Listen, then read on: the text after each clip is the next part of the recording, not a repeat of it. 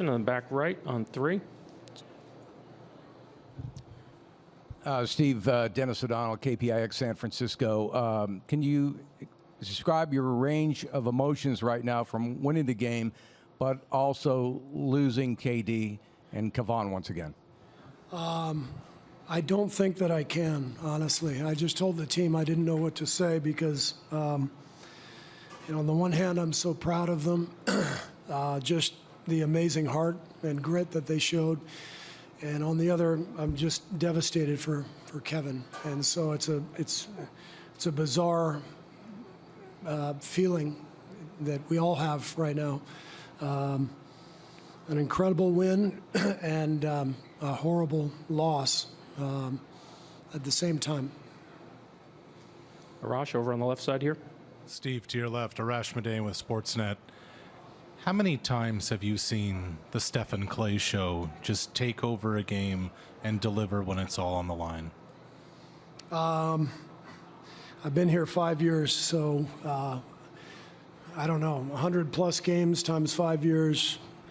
I've seen it an awful lot. It doesn't happen every night, but it seems to happen most nights. They're amazing. They're amazing competitors, great shooters.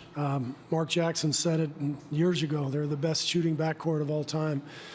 And but maybe what people don't know is how competitive they are, and I thought that showed tonight.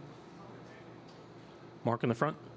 Mark Medina Bay Area News Group. We obviously got some of the information regarding Kevin and Kevon with his injuries, but is there any new information to report as well? I believe Bob Myers is going to come in and speak on the health front. I don't really know much. Bob was back there during the game. He'll have more information.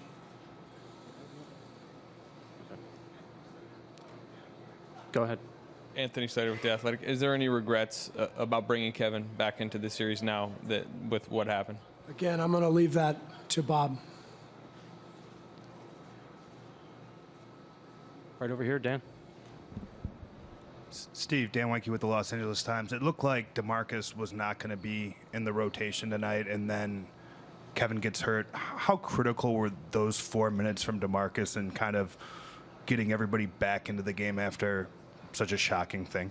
Yeah, I thought DeMarcus was fantastic tonight. He stayed ready. He didn't get the first call, for that second quarter run.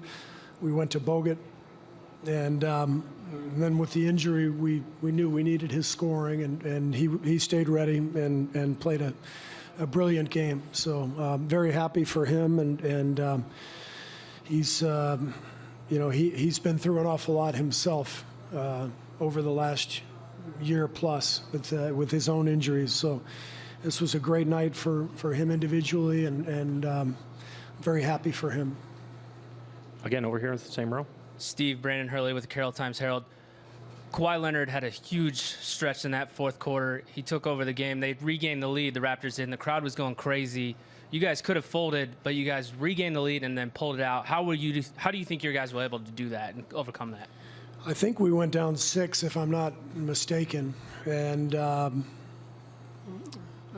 maybe it was 5. I don't remember. Was it 5, 6? But Steph and Clay hit back-to-back threes, I believe, and we got stops. Our defense was bending down the stretch, but we didn't break, and the last stop was tremendous. Amazing defense on that last play from all 5 guys. Draymond's block, he covered so much ground on Kyle's shot from the corner.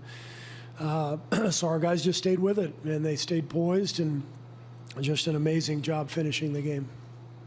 Last 3 questions here and on the aisle, and Tristan in the front. Steve, Logan Murdoch, NBC Sports Bay Area. I mean, talked about resiliency and overcoming these injuries. What have you seen from your team throughout this postseason run when it comes to overcoming those types of obstacles? I've seen it over and over again, so it's not really surprising. This is who they are. They've accomplished so much over the years, and that doesn't just happen. And it doesn't just happen with talent. There has to be more that goes into it, and it's that fight, that competitive desire that I talked about And that ability to stay poised under pressure, it was brilliant to watch. Hello. Trista Crick, USA Today. We talked yesterday about locking in and staying focused on the moment. How unique of a challenge was that after KD left the floor, knowing that you guys had to dig this win out, but what obviously KD was probably going through? Yeah, I mean, it made it difficult, especially with the start that we got off to, and Kevin was playing so well. So it was a real shock when he went down. And so I give our guys credit. They hung in there and expanded the lead and, kept us in a pretty good spot going into halftime. Last question here on the left side. Steve, Reed Forgrave with CBS Sports. What the whole air went out of the building when Kevin went down. Everyone seemed shook. How do you and the leaders from your team try to go back out there and fight after experiencing something like that? What did you say to them? What was that moment like? I didn't say anything. There was nothing to be said, The Raptors players were telling the crowd to be quiet out of respect, which I appreciated, because some of the fans were cheering when it happened, and I think the Raptors players understood, how serious it was, and they sort of quieted the crowd, and there was just a couple minutes there where it all seemed so eerie and strange, and it took maybe a little bit for both teams to collect themselves. Thank you. Thank you, Coach. Coach, next.